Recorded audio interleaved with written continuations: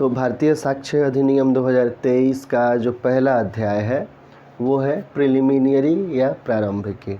इसको विस्तार से समझते हैं, जानते हैं कि ये जो पहला अध्याय है और जो पहला सेक्शन है वो क्या कहता है। इस सेक्शन में 3 सब सेक्शंस हैं। अभी मैंने 2 ही लिखे हैं क्योंकि अभी ये जो पहला सब सेक्शन है वो तो एक लाइन का है। दूसरा जो सब सेक्शन है, इतनी चीज़ें आपको दिख रही हैं, कुछ और तथ्य हैं जो अभी यहाँ अट नहीं रहे हैं बोर्ड पे, इसलिए मैंने अभी नहीं लिखा है। 2 केस लॉज पढ़ने हैं, इसमें परीक्षा की दृष्टि से महत्वपूर्ण है, पूछे जा सकते हैं।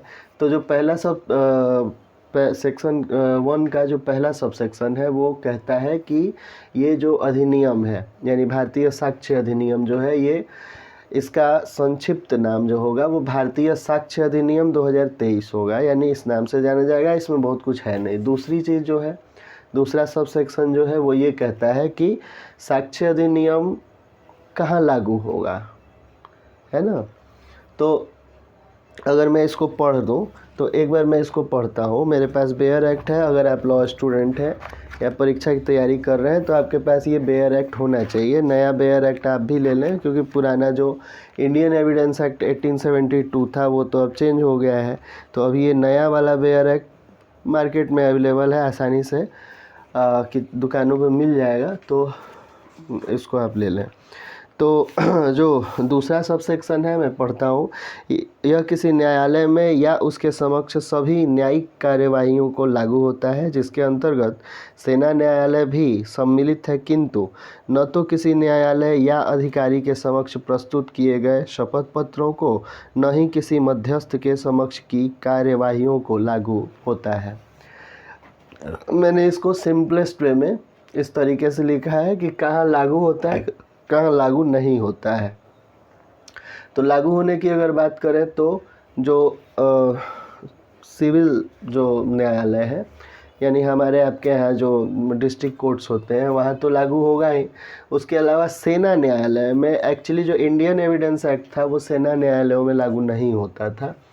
तो ये जो है भारतीय साक्ष्य अधिनियम ये दोनों जगहों पे लागू होता है, 2 जगहों पे लागू होता है। 2 जगहों पे लागू कहाँ नहीं होगा, तो शपथ पत्र जो होते हैं वो साक्ष्य अधिनियम के अंतर्गत नहीं आते हैं।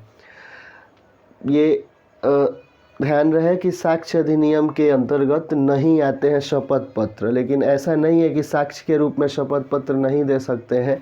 अभी मैं उसकी चर्चा करूंगा कि सीपीसी के अंतर्गत सन 2002 में संशोधन होने के बाद क्या स्थिति है। तो सीपीसी सिविल प्रक्रिया संहिता के अंतर्गत हम दे सकते हैं, उस पर अभी हम विस्तार से बात करेंगे। दूसरी जो चीज़ है कि मध्यस्थों के समक्ष की कार्यवाहियों को लागू नहीं होगा। तो दोस्तों ये ध्यान रखिए कि जो आर्बिट्रेटर्स होते हैं, जो मध्यस्थ होते हैं, उन्हें कोई भी मामला इसलिए सौंपा जाता है ताकि वो एक आसान सा फैसला दे दें, लोगों के बीच सुलह करवा सकें। आर्बिट्रेटर्स का यही काम होता है। अब वैसी स्थिति में अगर ये जो साक्ष्य अधिनियम है इसकी जटिल प्रक्रिया को हम उसमें जगह देंगे तो फिर मध्यस्थ की कोई भूमिका रह नहीं जाएगी। फिर तो मामला फिर न्यायालय में ही हल हो जाए, है कि नहीं। इसीलिए मध्यस्थों द्वारा जो निर्णय दिए जाते हैं या जो सुलह कराई जाती है उसको कहा जाता है कि वो नेचुरल जस्टिस के सिद्धांत पे आधारित होना चाहिए। अभी इसके लिए भी एक केस लॉ में पढ़ना है, उस पर भी मैं आऊँगा। फिलहाल आप ये समझें कि मध्यस्थ जो होते हैं उनको मामले इसीलिए सौंपे जाते हैं ताकि वो एक आसान सा हल ढूंढ सकें। और अगर उसमें हम शपथ पत्र को घुसाएंगे अगर हम उसमें साक्ष्य अधिनियम को घुसाएंगे तो फिर प्रक्रिया जटिल हो जाएगी और फिर इस मध्यस्थों के पास जो मामले जा रहे हैं फिर उसका कोई मतलब नहीं रह जाएगा, क्योंकि मामला आसानी से हल होना था लेकिन उसमें हमने साक्ष्य अधिनियम की धाराओं को घुसाया तो फिर वो दिक्कत कर देगा। तो इसीलिए 2 जगहों पे शपथ पत्रों के मामले में और मध्यस्थों के सामने होने वाली कार्यवाहियों में जो साक्ष्य अधिनियम है वो लागू नहीं होता है। 2 केसेज अभी हम पढ़ेंगे इसमें, शपथ पत्र के लिए भी और मध्यस्थों के समक्ष की कार्यवाहियों के लिए भी। इसमें न्यायालय के कुछ निर्णय हैं, 2 निर्णय जो महत्वपूर्ण है और परीक्षा में पूछे जा सकते हैं। एक तो कृष्ण कुमार का है इसमें और एक गौरी गणेश का है। ये दोनों मैं बोर्ड पे पहले लिख देता हूँ, क्या है, ताकि आपको भी आसानी हो जाएगी लिखने में, और साथ ही साथ एक स्क्रीनशॉट आप ले सकते हैं। तो आपके लिए ये जैसे मैं लिख रहा हूँ वैसे ही नोट्स बनाने की कोशिश करें, तो आपको चीज़ें एकदम याद हो जाएंगी। ये परीक्षा में पूछा जाता है कि कहाँ लागू होता है, कहाँ लागू नहीं होता है। चलिए अब आगे बढ़ते हैं। तो जैसा कि अभी हमने पढ़ा कि शपथ पत्रों पे भारतीय साक्ष्य अधिनियम जो है लागू नहीं होता है। तो ये एक चीज़ हो गई याद करने की, आपको याद कर लेना है। लेकिन सिविल प्रक्रिया संहिता यानी सीपीसी में जो है वो सन 2002 में एक संशोधन किया गया और वहाँ पे साक्ष्य जो है वो शपथ पत्र पे लेने की सुविधा प्रदान कर दी गई। यानी जो शपथ पत्र हैं उनको हम साक्ष्य के रूप में पेश कर सकते हैं, और यही नहीं, पेश भी कर सकते हैं, और अगर उसका अपोजिट पार्टी द्वारा खंडन नहीं किया गया, अगर जो प्लेंटिफ है जिसने शपथ पत्र जो है साक्ष्य के रूप में दिया है, और अगर उसका ओपी ने, अपोजिट पार्टी ने खंडन नहीं किया है, तो फिर ये न्यायालय इस चीज़ को मानने के लिए बाध्य होगी कि जो शपथ पत्र में बातें कही गई हैं प्लेंटिफ द्वारा वो सही हैं, है ना। और इस चीज़ को, एक केस था कृष्णलाल वर्सेस हरियाणा राज्य का। इस केस में ये न्यायालय ने ये भी कहा कि जो शपथ पत्र की जो भी बातें हैं, विषय वस्तु है, उसको उस समय तक चुनौती अगर नहीं दी गई थी जब उन्हें पेश किया गया था, तो है ना। जब भी कोर्ट में कोई चीज़ एक पार्टी जो है रिकॉर्ड पे डालती है तो उसका रिजॉइंडर आता है, यानी कि अपोजिट पार्टी जो है उसका रिजॉइंडर देती है, जवाब देती है। वैसे ही अगर शपथ पत्र डाला गया है तो शपथ पत्र का खंडन या दूसरा अपोजिट पार्टी का शपथ पत्र वहाँ आएगा, और नहीं अगर आता है तो फिर क्या होगा, ये मान लिया जाएगा कि उस शपथ पत्र को जिसको प्लेंटिफ ने डाला था उसे अभियुक्त ने स्वीकार कर लिया है, क्योंकि उसने खंडन नहीं किया। जब खंडन नहीं किया तो स्वीकार कर लिया इस चीज़ को। ये ठीक वैसे ही है जैसे अगर किसी ने कोई चीज़ बोली और हमने ना हाँ बोला ना बोला, तो माना जाए कि मान लिया गया। ठीक वैसे ही शपथ पत्रों के संबंध में है कि अगर उसका खंडन नहीं हो रहा है तो ये माना जाएगा कि अभियुक्त ने उसे स्वीकार कर लिया। यहाँ एक चीज़ मैं और जोड़ना चाहूँगा कि जो ऑर्डर 19 और रूल 1 और 2 है, एक्चुअली 1 to 3 है, जो ऑर्डर 19 सीपीसी के ऑर्डर 19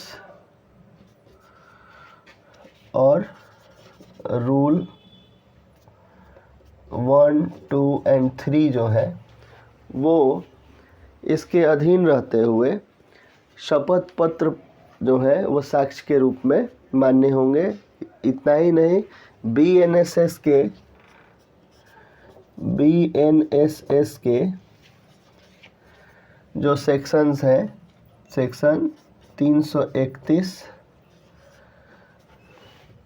332 और 333, इसके अधीन भी ये विनियमित होगा। यानी कि जो साक्ष्य हैं वो शपथ पत्र के रूप में दिए जा सकते हैं।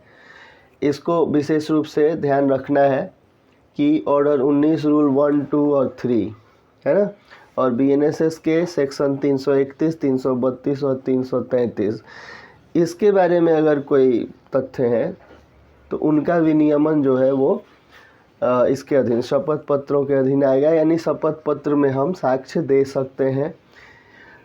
विशेष ऐप से पूछा क्या जाता है परीक्षा में, इतनी चीज़ें तो जानकारी होनी चाहिए जब आप पढ़ रहे हैं। तो ऐसा क्यों है, क्या सीपीसी में भी ऐसा नहीं होता, क्या बीएनएसएस के लिए भी नहीं? तो ये सब चीज़ें मेरे हिसाब से आपको क्लियर हो गई होंगी।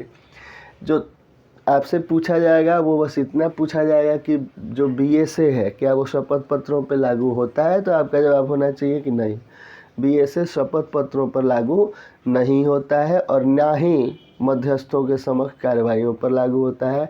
अब मध्यस्थों के समक्ष कार्रवाइयों की बात हम करेंगे। छोटा सा एक स्लाइड अभी आपके सामने मैं रखूँगा और उस पर हम देखते हैं कि मध्यस्थों के समक्ष कार्रवाइयों पर क्या स्थिति है। अभी आपने पढ़ा ही है कि लागू नहीं होता है, लेकिन थोड़ा सा उसको विस्तार देंगे, बने रहिए।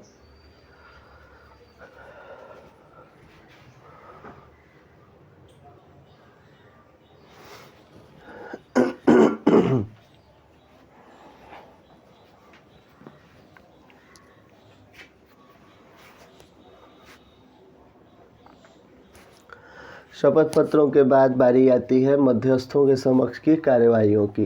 तो जैसा कि मैंने अभी कहा कि मध्यस्थों के समक्ष जो भी कार्यवाहियाँ हैं वहाँ पे शपथ पत्र एप्लीकेबल नहीं है। ऐसा क्यों है, मैंने इसके बारे में यहाँ पे लिखा हुआ है। यहाँ एक केस लॉ जो है, ये 2 पॉइंट्स मैंने पहले ही समझा दिया था। ये केस लॉ जो है ये आपको ध्यान में रखना चाहिए। गौरी गणेश का केस इसको बोलते हैं। Shri Gauri Ganesh Shri Balaji construction versus executive engineer. ये एक्चुअली एमपी हाई कोर्ट का जजमेंट है और इसमें कोर्ट ने ये बात रखी थी कि जो आर्बिट्रेटर्स हैं, मध्यस्थ जो हैं, वो न्याय दिलाने के राह में काम करते हैं। वो चाहते हैं कि जल्दी से जल्दी जो है वो न्याय हो जाए और ऐसे में साक्ष्य विधि के जो नियम हैं वो कहीं ना कहीं उनके लिए एक ऑब्स्टकल खड़ी करेंगे, बाधा खड़ी करेंगे और न्याय तक जल्दी पहुंच नहीं हो पाएगी। और ऐसी स्थिति में उन्हें इन साक्ष्य विधि के इन कठोर नियमों का पालन करने के लिए बाध्य नहीं किया जा सकता और जल्दी से जल्दी न्याय हो। आप देखते हैं जो आर्बिट्रेटर्स हैं, जनरली फैमिली कोर्ट में, चूँकि मैं प्रैक्टिशनर हूँ तो मैं जानता हूँ कि फैमिली कोर्ट में अक्सर मामलों को आर्बिट्रेटर्स के पास भेजा जाता है, हस्बैंड वाइफ को भेजा जाता है और वहाँ पे एविडेंस एक्ट जो है, माने भारतीय साक्ष्य अधिनियम जो है वो एप्लीकेबल नहीं है। इसीलिए नहीं है कि मामले को आराम से, बढ़िया से, जल्दी से निपटाना है। और ऐसे में अगर हम इन पेचीदा फॉर्मूलों में पढ़ेंगे, भारतीय साक्ष्य अधिनियम की विभिन्न धाराओं में अगर हम साक्ष्य लेना शुरू कर देंगे तो फिर कोर्ट में और उनमें कोई अंतर रह नहीं जाएगा, क्योंकि भारतीय साक्ष्य अधिनियम के उस पे तो साक्ष्य लेने के लिए कोर्ट्स हैं ही। तो इसीलिए मध्यस्थों को इससे दूर रखा गया है। आज के लिए इतना ही। अगली क्लास में अब अध्याय 2, एक सेक्शन और इसमें बच रहा है जो बहुत ज़्यादा कुछ तो नहीं है। तीसरा जो हमने सबसेक्शन सेक्शन 1 के सबसेक्शन 1 और 2 पढ़ लिए हैं, जो तीसरा सबसेक्शन है मैं उसको सिर्फ रीड कर दे रहा हूँ क्योंकि उसमें बहुत चीज़ें समझने लायक कुछ नहीं है। इसमें बस ये कहा जा रहा है कि यह उस तारीख को प्रवृत्त होगा जिसे केंद्रीय सरकार राजपत्र में अधिसूचना द्वारा नियत करे। तो आप जानते हैं, मैंने शुरू में ही बताया था कि 1 जुलाई 2024 से ये संपूर्ण देश में लागू हो गया है, प्रवृत्त हो गया है। एक बार फिर बताइए कि राष्ट्रपति की कंसेंट कब मिली थी। मुझे कमेंट करके बताइए कि राष्ट्रपति की कंसेंट किस तारीख को मिली थी और साथ ही साथ किस तारीख को माननीय गृह मंत्री श्री अमित शाह ने इन तीनों कानूनों को, नए कानूनों को संसद में रखा था।